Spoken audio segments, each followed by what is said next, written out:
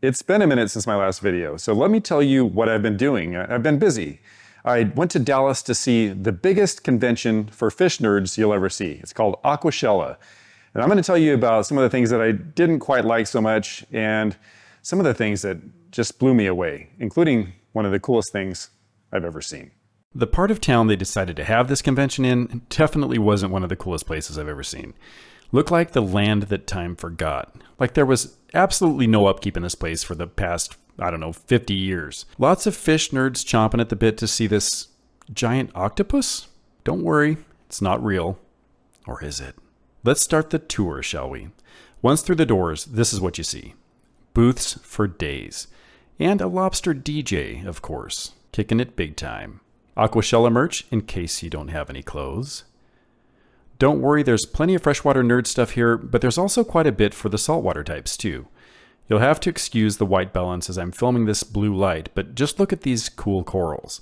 I imagine that if you're into reef tanks, this would have to be the mecca for picking out some great and unusual corals for your aquariums. And there were quite a few booths selling them, mostly at the front toward the entrance. I'm not into saltwater at all, and I still found this pretty interesting.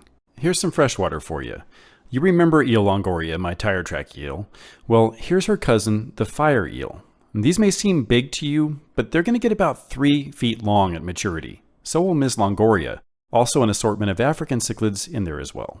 I get my peas and haps from Andre Pitre though, so I wouldn't go and get these.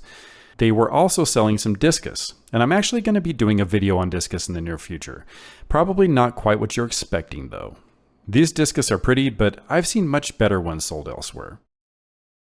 More Africans, looks like mostly haps in this tank, and some clown loaches.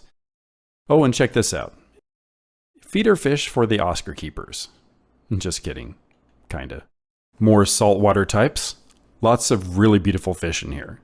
I don't know what any of these are though. Just trying to look smart and fit in.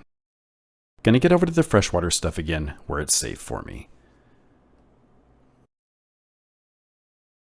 I don't know what the hell this is. Here's the Fluval booth with a pretty simple demo tank. Not going to win any contests, this one. I do like Fluval and I use some of their products on my tanks, notably the FX6 canister filters. I find it hard to trust anything else. Leave a comment if you have some less expensive options for canister filters if they've worked out for you. I also use Fluval C Marine 3.0 light strips on Alcatraz and San Quentin, and they do a great job. Some smaller setups here if you're into the nano fish thing. Fluval does have a variety of options for smaller setups, but I've never used any of them because small fish are boring as fuck. I stumbled across the Cichlid booth. Cichlid has a really good reputation for making great products, and I use a few of them regularly. The Ultra Zero submersible pump here is one of them. Use it for almost all my water changes, and it really speeds things up. I also use their pumps for the sump on San Quentin, and no problems with those either. Aquashella raffle for those inclined to partake in such things. If you're a reefer, you could win a protein skimmer or some of the other items you might find useful.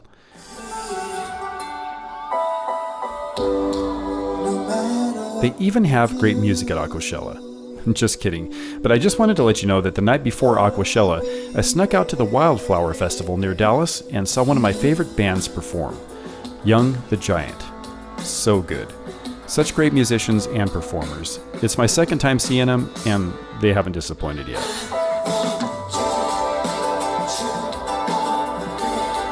We're coming up on one of the coolest things I've seen fish-wise. Man, that dude looks really bored. But for now, here's the Hikari booth. I don't use pellets or flakes from these guys. Northfin all the way for that. Better ingredients. I do, however, use the frozen foods from Hikari. Occasionally.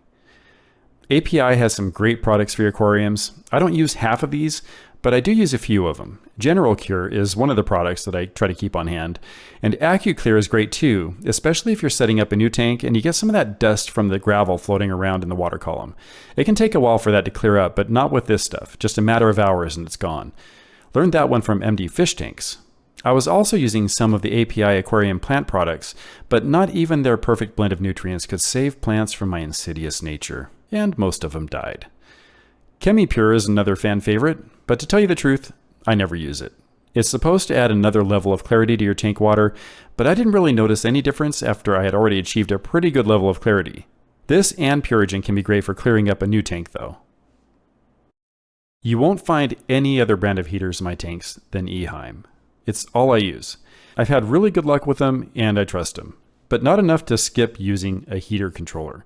I usually have 2 heaters hooked up to one controller and that keeps things honest. No heater stuck in the on position is going to be cooking my fish. Here's a sweet tank for you. They must have set this up before the event opened. Doesn't have any water yet and I don't feel like they're going to be adding any. Looks great though, doesn't it? Really great pieces of driftwood and it flows together really well. I personally would never use sand that fine though. I like my grains a little bigger than that. Too hard to gravel vac in my opinion. Lots of younger fish here, including some gouramis, angelfish, black skirts, and maybe some electric blue acara in there, I think. Looks like some juvie gold severums as well. A pretty tank. Love that manzanita branch.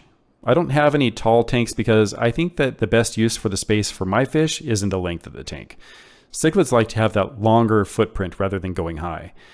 Looks like there's some geos in here too. Just love geos. I lost 2 of mine recently. Now I only have 3 redhead tapajos and 9 altifrons. I lost one of the altifrons when I moved them from the 20 gallon to the 55, and it must have been the stress. It can be pretty tough finding good driftwood locally, at least where I'm from over near Spokane, Washington. But if you can make it to Aquashella, I can guarantee you that there's no shortage of absolutely beautiful branches and roots for you to sort through. This is how people know fish keepers are completely batty. We go crazy for bare branches, and sometimes we'll pay outrageous sums of money for them too. Like $500 for that branch that's just what you've been looking for? What a deal! Of course, I found most of my driftwood locally, but some of these pieces are just fantastic. They definitely add that sense of awe to your tanks. The right selection of driftwood can do amazing things to your scape, as you'll see here in a minute when I hit the really cool part of Aquashella I was telling you about. In fact, here are a couple of guys from the World of Nature Aquarium setting up a tank using some great driftwood along with some moss, beautiful rocks, and that black sand. Notice that they're using some green thread to tie the moss down. Looks really good. Aquascaping is such an art, and you really need to have some kick-ass skills to do it well. These 2 are nailing it with their scape. But I'd have to say what you're going to see in a minute or 2 will knock your socks off even more than this does. Chem booth here, and hey, look who that guy with the white baseball cap has his arm around. It's Caveman Kev. And guess what? I'm taller than he is. I'm only 6 feet, but I thought he was like 7 feet tall or something. Strange seeing fish tubers in person. Would have been funny if he was like 4'11" or something when he looks so big on screen. While you're looking at this Carib Sea booth, let me tell you what I didn't like about Aquashella.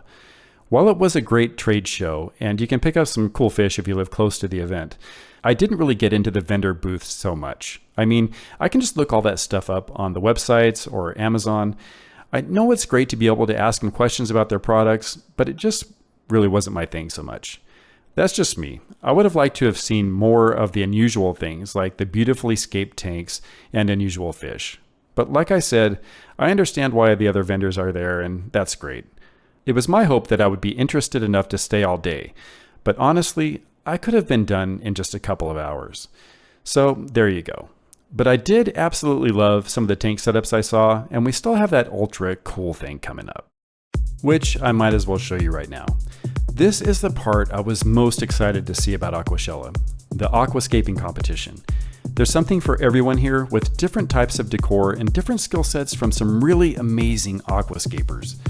Some worked alone, but I found it interesting to see others working in pairs or even teams. 1 or 2 people trimming decor pieces and getting them ready, and then the other one just snags it from him or her and then secures it in the tank. The one sitting down trimming looks at the placement and then lends some advice as to whether it looks good or not. So fun to watch these skilled people work together on a time crunch to create the best aquascape in the competition, which all the attendees could vote on. Seeing these tanks makes me wish I had even half their skill in making my own tanks look better. So all in all, there were some great things to see here in Dallas Aquashella 2025. Would I do it again? Probably not, but I'm glad to have experienced it once. And with that, thanks for watching, and I'll catch you next time.